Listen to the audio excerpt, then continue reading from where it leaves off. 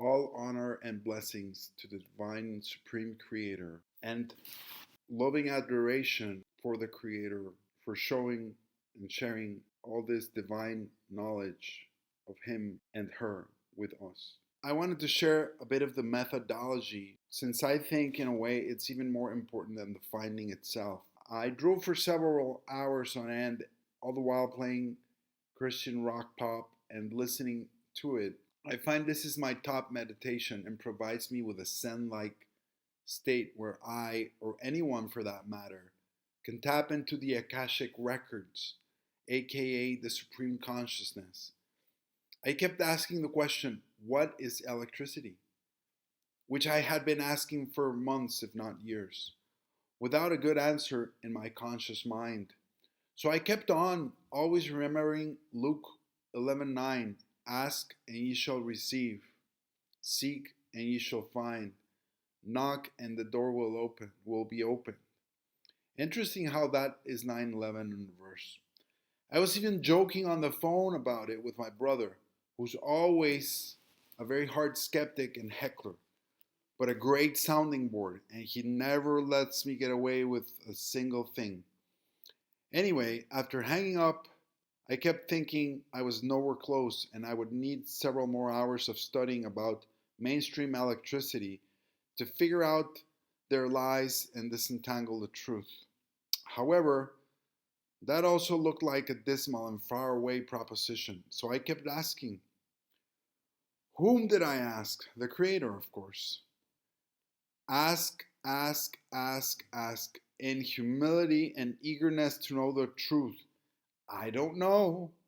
Make no assumptions. I don't know. I am ignorant. Please, will you show me? Will you please tell me? Will you please guide me towards the truth and the answer? And suddenly, almost like a slap, I did feel something physical hit my brain actually. I felt those ideas flood my subconscious mind, and I couldn't grasp them or make sense of them. So I started blurting out whatever came to mind aloud and sending voice notes to my wife so I would not forget. Since what happens in the spirit world, which we incorrectly call the subconscious, rarely makes it to a regular memory bank, just like dreams. I felt the ideas slipping my conscious mind and almost forgetting them. And this is partly why I'm reading this as well, before I had a chance to figure out what they meant. The thoughts were something like this: ability to see, capacity to see, 3D matter, makeup allows you to see, and lots more. That's what I can remember. It all came through without syntax, without any grammar, just the thoughts. After about 2 hours of more driving and grappling with it, here's what I have reckoned regarding said insights. Electricity, or what we refer to as electricity, could quite possibly be that which gives 3D matter the capacity to illuminate, the capacity to shine, the capacity to be seen. Electricity is therefore a capacity, the capacity of matter to become visible. It is a capacity, a capability, and thus also a permit. Electricity is a permit. It allows. This is why things this is why it allows things to light up, and it also allows things to move. It generates work. Now, check out the decoding. Work has the following three. I wrote vowels. Sorry, I'm dyslexic. Okay. The three consonants W, R, and K. Guess what word in Sanskritam, which is incorrectly called Sanskrit, has the same three vowels? Vriksha, which means tree. So you have the same three consonants, V, RK, and WRK. Remember, the V is pronounced as W in Sanskritam. Both are phonetically identical in Sanskritam. Work, as in physical work, the ability to move something in 3D space, is directly linked to the word tree. Work, or the ability to move anything in 3D space, comes from the tree. But what about electricity? Let's decode that one.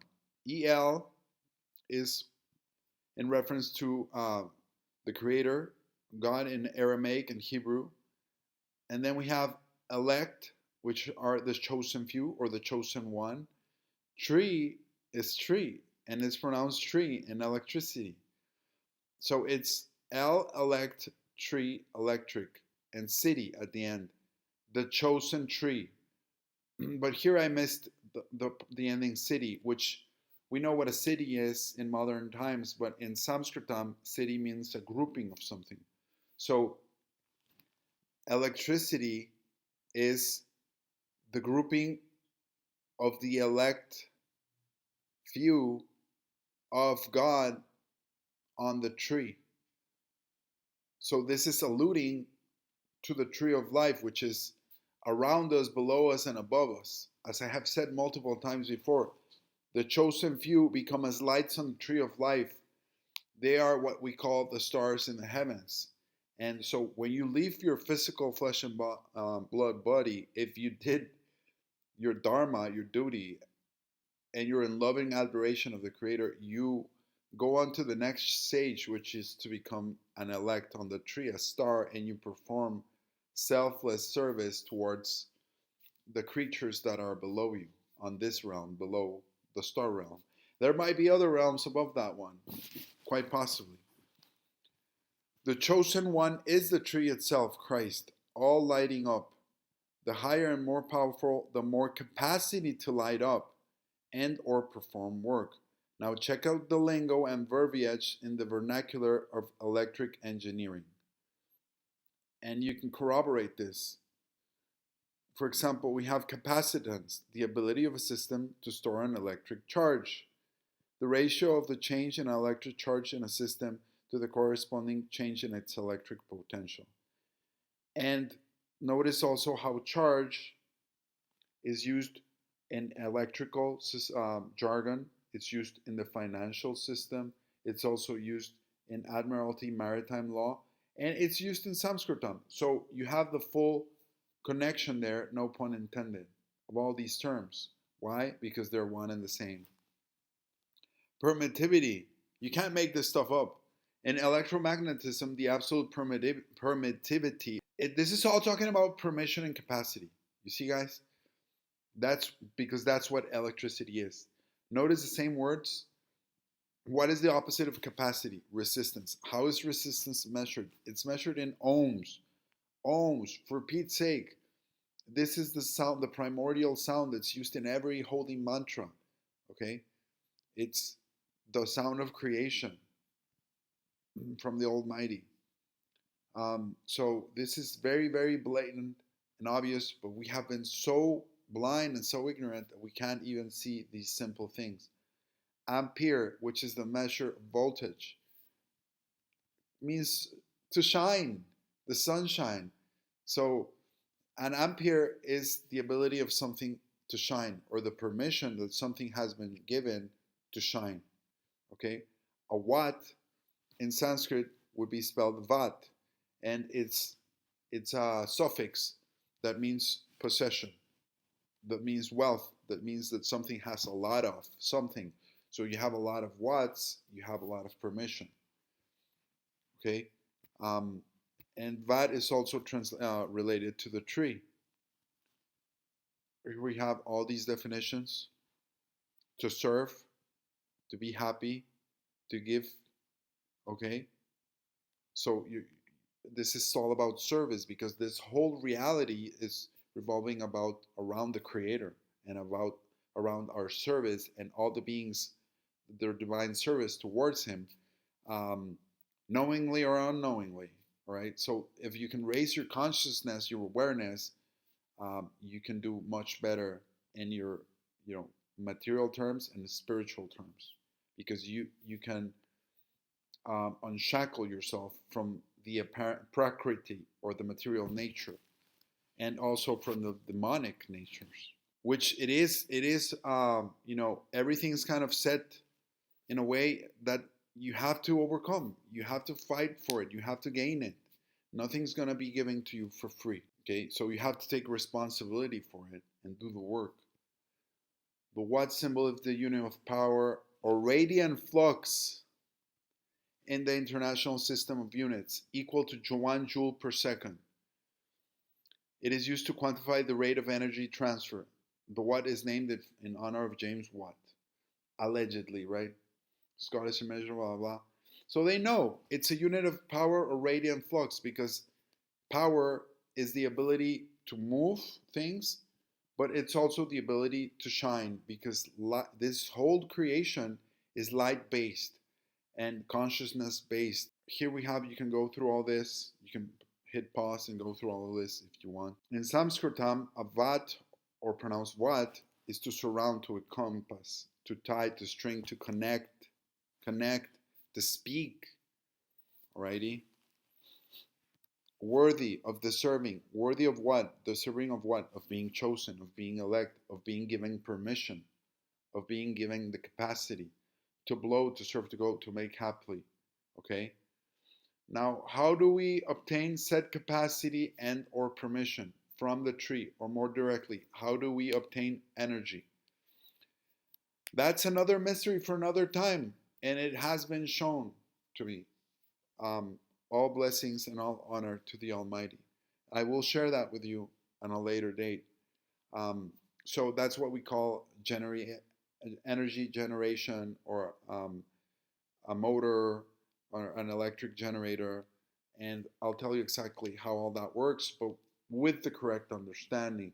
So now, how do we validate this, what I'm telling you? Very simple. Which is the material with the highest electrical conductivity? Silver. Which is the shiniest material? Silver, right? So why are the two linked? Because silver has been granted the capacity, has been granted the permission to shine brighter than any other material. You might say, oh, what about diamonds? Well, diamonds have a different capability. They can store more electricity than anything, okay? Than almost anything, or pretty much anything. There might be some other exceptions there, but diamond batteries are forever, and you can look this up if you want. This is why metals are shiny, and this is why all metals are used for electrical purposes. Copper, etc., gold, etc., because their shininess comes from them having been granted the rights or the capacity for electricity.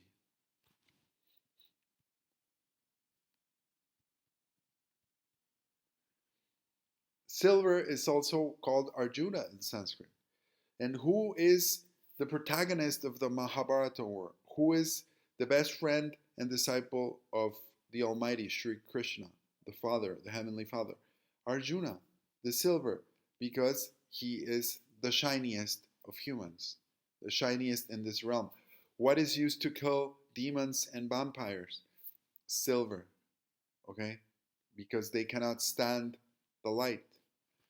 City, this one, I missed it above, so I missed it here earlier. City means an understanding, a heap, a multitude, collection, okay?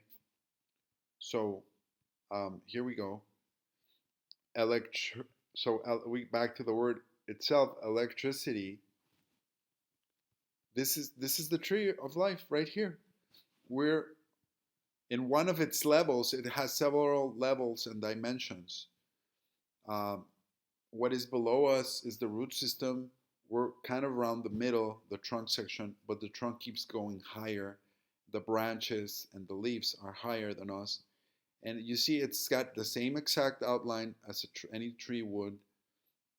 It's a plasma tree. It's a physical tree. It's a transcendental tree, multi-dimensional tree. And it's in the physical realm and the spiritual realm and in all realms.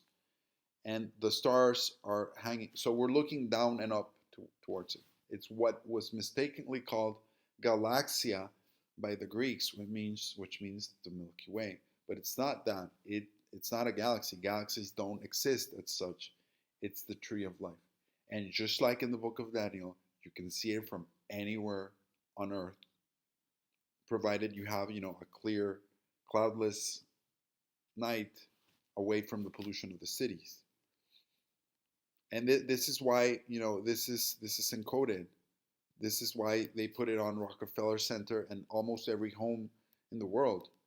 Because number one, the demon elites, they know about this, and they don't want to get on the bad side of the creator. They do their evil deeds, but they at the end of the day, they're always also seeking happiness for themselves.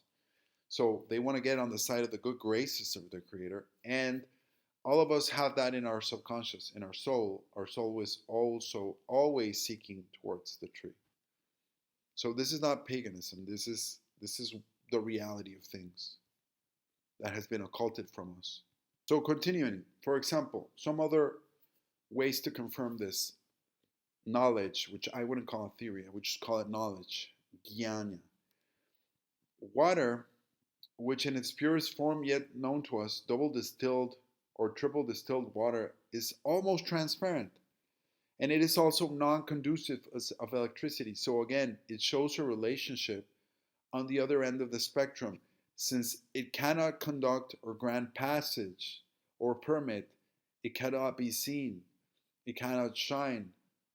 Although I suspect this is just the tip of the iceberg and we need to do a lot more research on this. So again, guys, my videos, this video, all my videos, they're meant to be a starting point, a questioning, not a final answer to anything, so that you may do further research and gain further insights and knowledge from the creator. Okay. So we have all these children's experiments regarding colors. So, however, the fundamental understanding is all wrong and convoluted, twisted and convoluted, to delude us, if you ask me. Darker surfaces get hotter quicker, yes, but not because they are absorbing more heat, but rather because they cannot shine brighter. How will we prove this one is correct? Simply by melting point.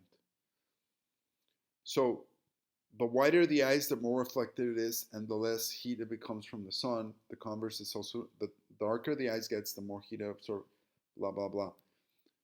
What really happening is that the darker something is, all else being equal, all other things being equal, because if they're a different material, then this doesn't apply.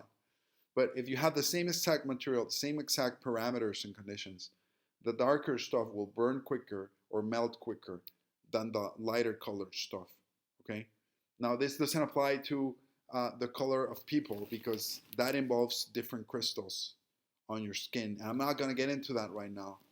I can do that on another video. But there's different crystal properties on your skin that give you your different hue. Hence the term hue man, because you have slightly different crystals. And we're all the same. We have all the same capabilities, but we're not all Usain Bolt. We can all do, less than 10 seconds in the 100-meter dash. But we have all the capacity to become stars in God's creation. We have all the capacity for love and adoration and selfless service. That's what matters, okay? So I don't want to get sidetracked into silly, stupid things.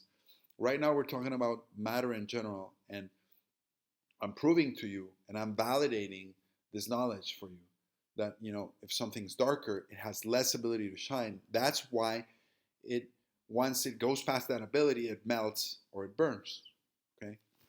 So voila, darker objects giving the same material tend to melt at lower temperatures or burn. Same principle, keeping in mind thermal electrical properties are interrelated. This is also why diamonds are near impossible to melt.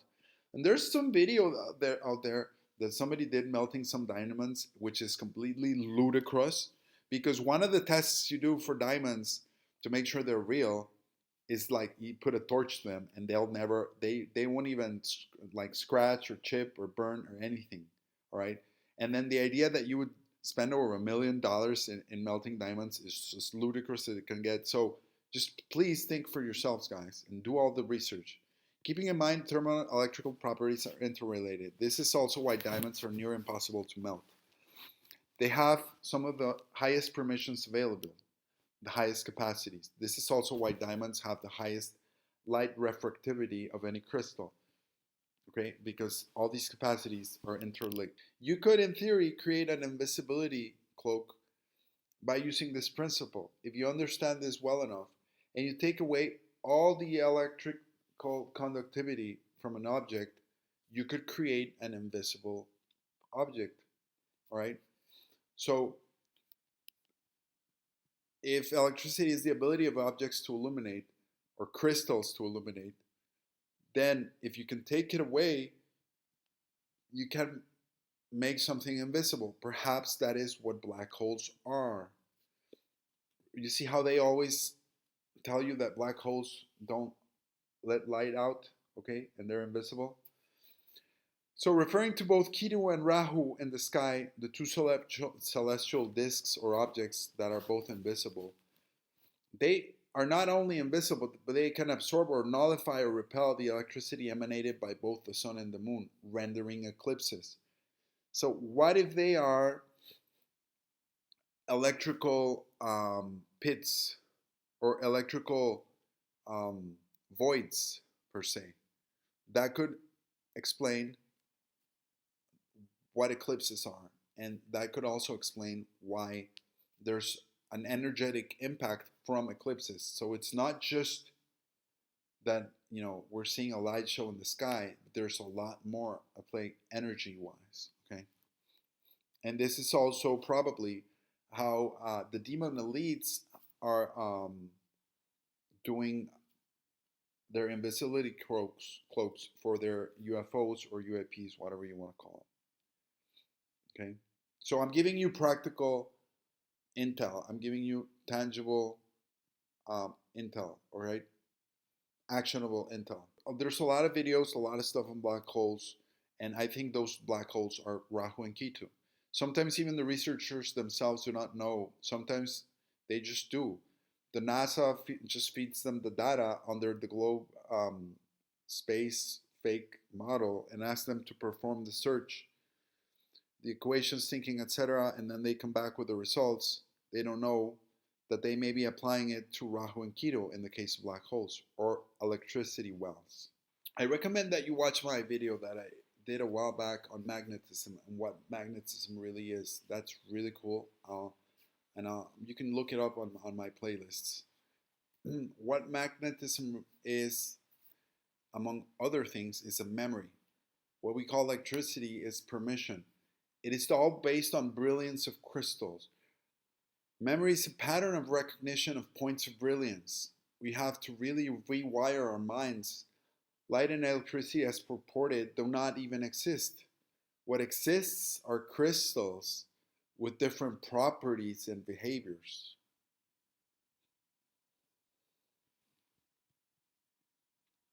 Here are some more mind-blowing word meanings that are coming to light, all pun intended, as I look deeper into this. If electricity is the permission of 3D matter to illuminate, then there would be some sort of word trail in Sanskritam showing this to be the case. So I searched for the word permit or permission and found little.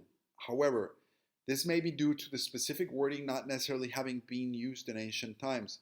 So I started looking for similar wordings, and it's blowing up. Check this out. Shakti. If you look for energy or power, it's Shakti. And we all know what Shakti is.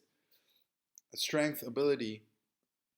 The God has bestowed all of us with powerful energy. So in the Vedic traditions, we all know what Shakti is. I'm sorry if some of you might not be familiar. I'm sorry for that. But Shakti is the Divine Mother. It is what is called the Holy Spirit in Christianity, which has been occulted because in the Thracian Bible and in some of the ancient texts, Aramaic, this is made abundantly clear that it is the Trinity is the Father, the Mother, and the Son. So the divine aspect has been trying to be occulted from us, so that we are divorced from our divine Mother. But this is very evident in the Shekinah of the ancient Hebrew and Judaic mysticism. Shekinah is the mother goddess, the wife of the Creator, the creator woman, the womb of creation. And in the Vedic tradition, she's known as Parvati, she's known as Radha, she's known as Shakti. Um, she's known by many different names, Sarasvati, Lakshmi. So this is guiding us in the correct way.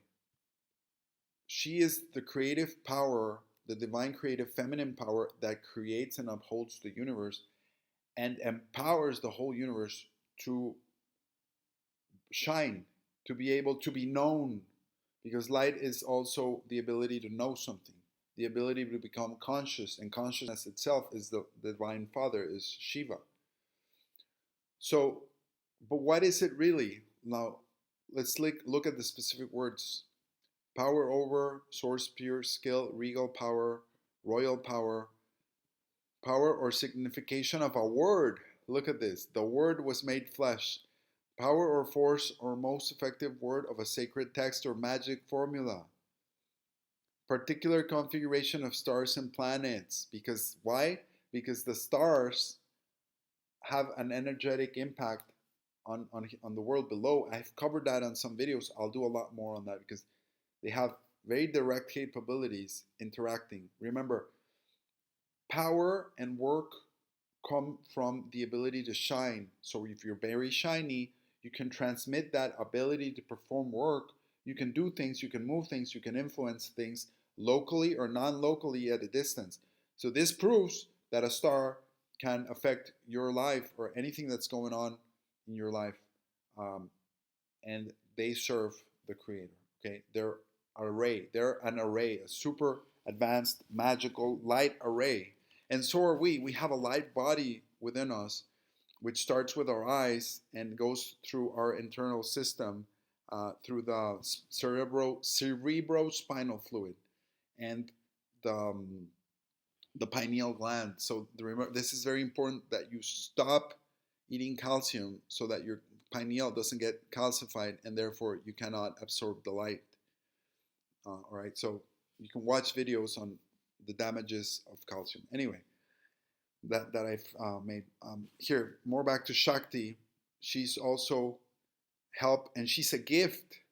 Look, female, effort, effort as in work, creative power of imagination. Look at the specific words being used. Effort equals work. See, as in electrical work, as in physical work, as in mechanical work. All right, more. She is also the bestowal, the assistance, aid, entwinement, connection, connectivity, clinging, attachment, addiction, might, macht, pouvoir, poder, efficacy, capacity for. What did I tell you? See, this is just incredible because this is confirmation. Ancient knowledge confirmation, because the ancient texts are supposed to act as a DARPA or a mirror for our souls. Okay, remember, you have access and you have capability. Just when I started, and I told you how I found out about this. Anybody has that capability. You just need to be humble and say, I don't know, please show me. I don't know, please show me. And then offer reverences, offer prayers, offer chanting, singing. I would singing high praises to the Lord, specifically his son, which we call Jesus. His correct name is Jeshu or Jeshua, is, I think, one of the highest services that you can do in your life. Like, you can also give dakshina to the poor and help the needy, but there's always going to be needy, and this is why Christ allows that lady to put the oil, the expensive oil, on him, because there's no other higher service that you can perform, that is, service that's that meant for the Lord. So if you do the service in loving adoration, selfless loving adoration, not asking for stuff, but just like asking for knowledge and asking him to reveal himself for you, then you get the boon. All right, anyway, let's go on back. Bestowal, faculty, all of these synonyms with permit or permission. Connection is electric capability, electric capacitance. When learning Sanskritam, it is always wise to look at the surrounding words to gather further intel. As in rummaging through some ancient ruins, you look for A, but you have to keep an eye out for B, C, D, etc. So we get a lot of feminine attributes, female organ, etc. Indeed, Shakti is often depicted as feminine. The feminine divine, the wife of Shiva, the mother goddess, the creator feminine. Okay? Always. Shiva and Shakti, consciousness and energy, awareness and power. Okay? She's the one that grants the power. Notice that Shakti also means gift, attachment, addiction, clinging, employment. The feeling I got immediately when reading through this was of feminine love. Love for whom? Love for the Father, the masculine creator. So it could quite possibly be that electricity is indeed a gift from the Divine Mother Creator to the Divine Father Creator, or vice versa. It is the gift that it illuminates all 3D matter. See, absolutely every single instance of something being seen, illuminated, moved, touched, etc., by the gift of electricity is a gift in this wondrous play of consciousness, from the Divine Mother to the Divine Father. When you start looking at more of the surrounding words, it just keeps confirming all of this. Sabadesha, for example, is a writ, a legal writ. Remember I told you? The legalese, the Admiralty Maritime Law, the electrical jargon, and the Sanskritam, all the same. Samadesha is a writ. It's a warrant. It's a word of command. Remember, we also saw that Shakti was a word of command. Samadesha is an order, an instruction. Even ground, as in electrical ground. Direction, command, advice, instruction, information, order, authority. All right? And this I got this from looking at Samadesha Shakti, which is the authority. Okay? So all these are derived from Shakti. You see? And the demon elites know this. This is why they use it against you. They try to distort the law, the human law, but the natural law is always going to trump any other laws, right? So natural law, this is all about natural law. This is all about, and this is how our reality really works. It's not about materialism and money, money, money, and if you hold it, you have it. It's not about any of those stupid things. You've been deluded. I've been deluded. We've all been deluded. This is all spiritual. The material and the spiritual realm are one and the same. The spiritual realm is this physical realm, but it's much more. But what I'm saying is that this physical realm is not entirely what it seems. Okay, it's not reductionist, materialist, simplistic. It's spiritual 1,000%. Everything that you say, that you think, that you do, that you imagine is something that you're stating before God, before the Creator. You're in the presence of the Creator every single moment of every single time. Anything that you're watching, everything that you're hearing is being allowed, is being capacitated by the Divine Mother Goddess. Everything. So when you realize that, you start thinking, whoa, what am I doing? What am I saying? Why am I eating? Why am I doing these things? Why am I doing this? Why am I doing that? Why did I say that? So really rethink your lives, guys. And this just proves it without any doubt. The lines between spiritual and material start blurring. Shraddha, for example, is trust or belief, faith, okay? A wish. Like that movie that just came out, Shraddha, wish, vish. The word wish comes from Vishnu, wish means everything. And Vishnu is that he whom is everywhere. Shraddha is faith, but what is faith really? And why do the scriptures emphasize it so much? Why do the deranged psycho elites fight against the belief in a higher power so much? Check the alternate wordings. Trust. Where do rich people put their money? They put it in a trust. Okay? So we have this quite funky correlation that I've mentioned. We also have Shreya, which is related to trust, which means credit, just like banking credit, financial credit. It's a benefit. It also means trust. It also means faith, confidence, fortunate. You see? So when you believe in Christ, when you believe in Sri Krishna, when you believe in Shakti, the Divine Mother, you're placing your trust. You're building up credit with them. You see how this works? It's all spiritual. The financial, everything's spiritual. That's why they say never spend above your means. Because you're, like they say that funny saying, your mouth is writing checks that your body can't, you know, pay. So it's the same thing. Whatever you do in life, if you're if you're saying things, if you're thinking things, if you're doing evil things or good things, it all gets written down on that ledger, and it all comes back to you in this life or the next. So Shreya is actually the root for rey in Spanish, which means king. Shreya is a credit. Here's another startling one. Bush. Bush also means possession, enjoyment, protection, like the account holder. Patron, one who grants favors. Enfolding, clasping, trunk of an elephant. It's also the side of any geometrical figure. It also means snake. It also means curve, coil, bending, the base of a triangle. Now, check it out. It also sounds like Burj Khalifa, doesn't it?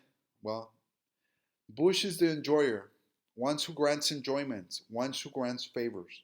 The coil, the curve, bending base of a triangle. Just like what? Just like um, a motor or an electrical generator, which should be called an electrical manifester because the energy doesn't come from it. The energy comes from God directly. But you're having to offer it a certain service, a certain offering.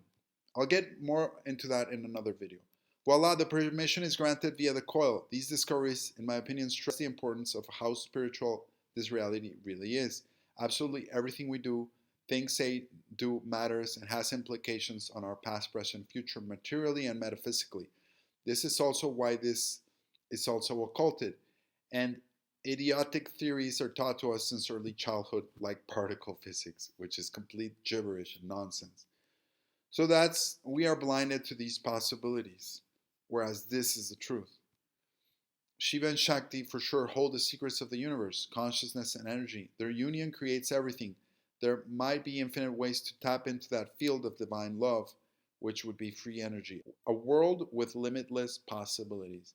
I'm going to get into the specifics of how motors um, manifest energy and unlimited energy devices. The message today is about electricity, but it's also more about the underlying, the fundamental fabric of reality and what this life really is, guys. So I hope that helps you. The Creator bless you forever and ever. All praises be to Him.